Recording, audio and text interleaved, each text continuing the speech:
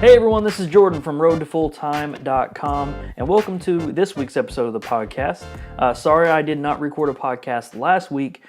Pretty much all of last week I was studying for my drone certification, my Part 107, to legally fly drone and do commercial photography and all that kind of stuff. So passed, got everything situated there. So now I'm going to go ahead and do the topic that I meant to do last week.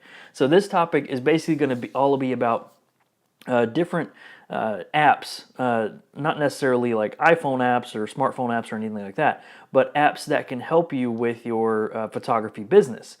And it's not necessarily geared towards photography, but a lot of these I kind of relate to photography because that's what we do.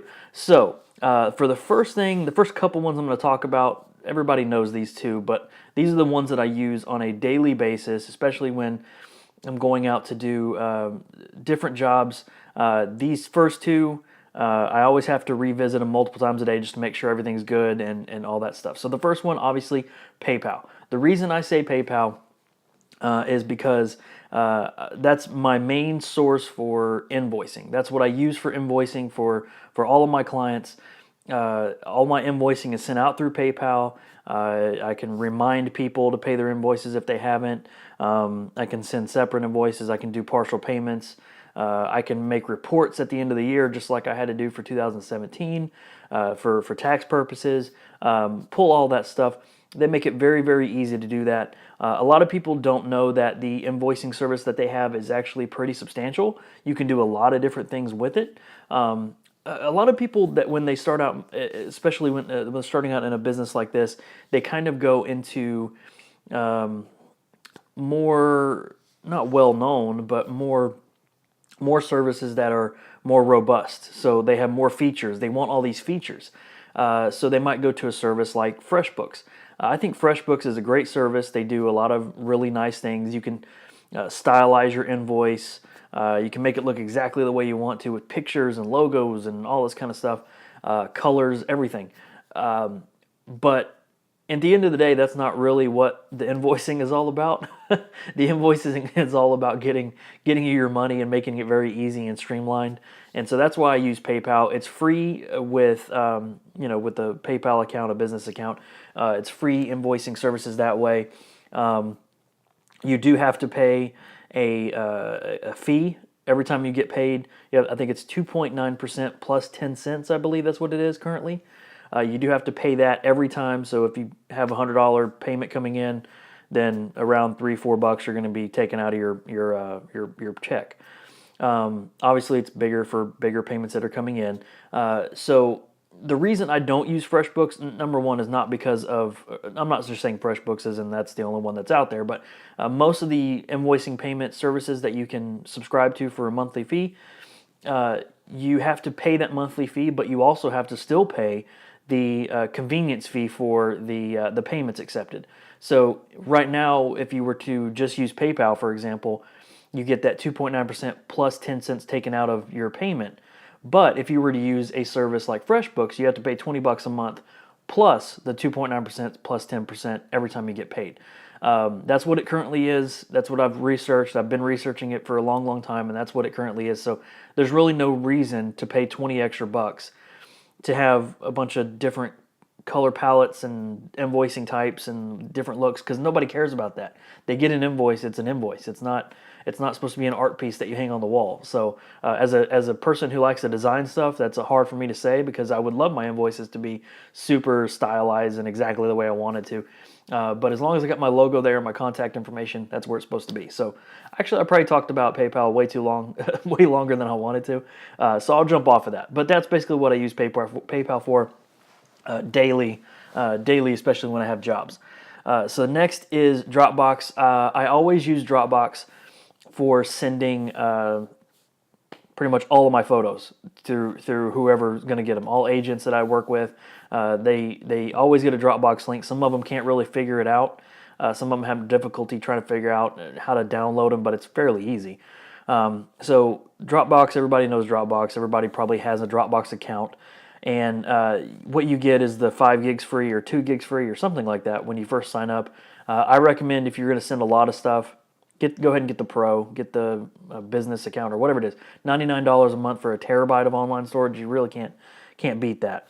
If you don't like Dropbox, if you don't really like the feel of Dropbox, which it's just a folder structure online, there is another service. This is my third app that I would recommend using, called WeTransfer, WE Transfer, and it allows you to send large files up to 2 gigs for one file, free, with a free account. So you basically just have this window that comes up, you drag your photos or whatever it is, you drag your photos in there, type in the email, type in a message, hit send, it uploads it, sends out, and that's all. That's it. That's all you have to deal with.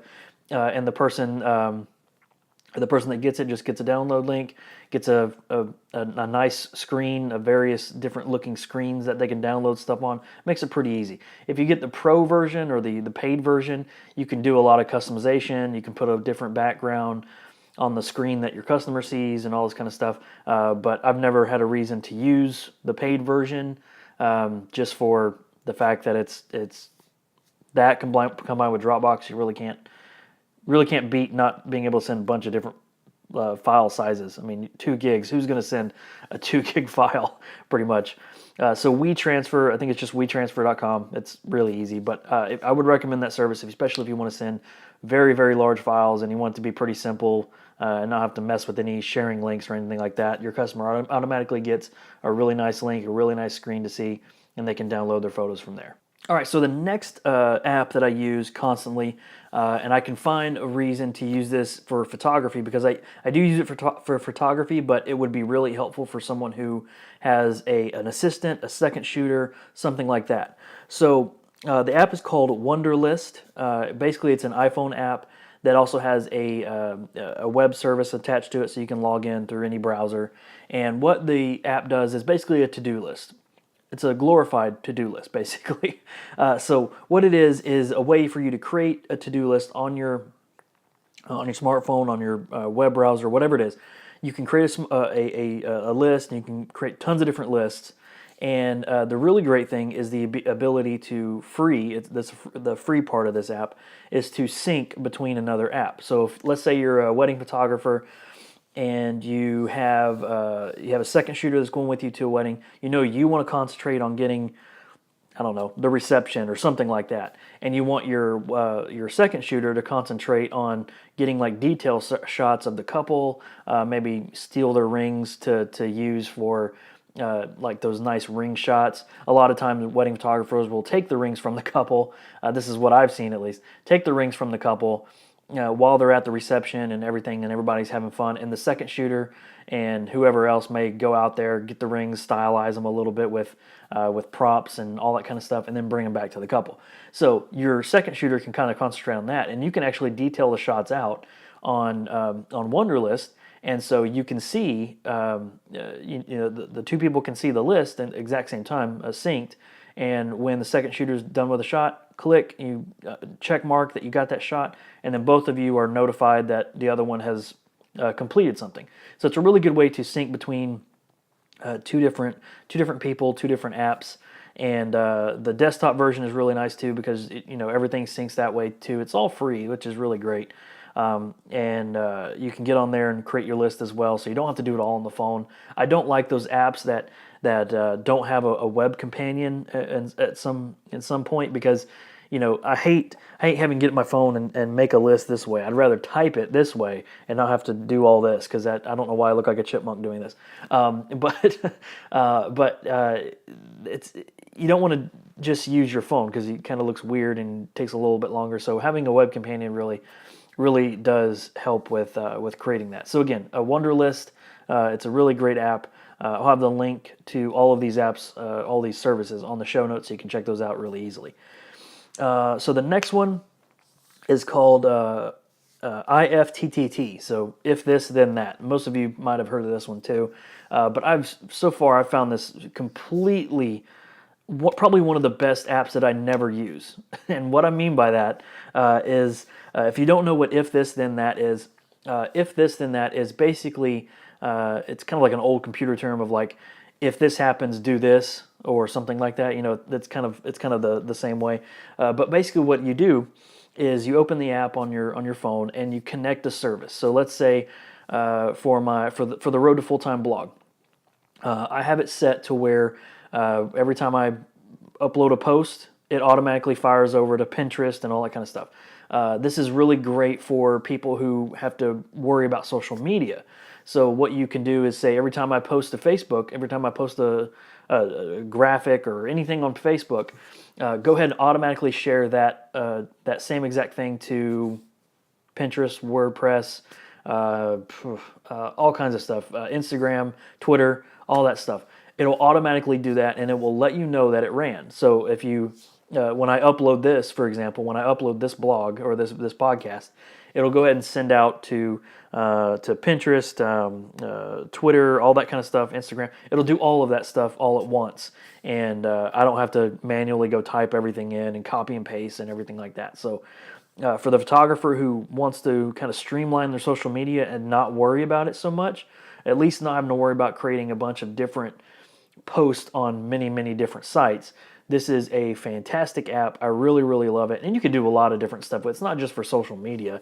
I mean, if you have a smart home, if you have like one of those smart power outlets and stuff, you can have it set to whenever you get within radius of your house, it'll go ahead and it will turn on your lights for you. I mean, it does a whole bunch of different stuff, not just for social media.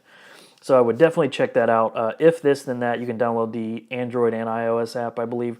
So IFTTT, that's a really great app. I try to log in there every once in a while, maybe before I'm going to bed or something, and just see what kind of services they have, so I can think about different things that I can automate, because that's really what it's all about, is trying to automate. And the last one I'm going to talk about is actually one that I just learned about yesterday at the time of this podcast. It's called Flume, Flume.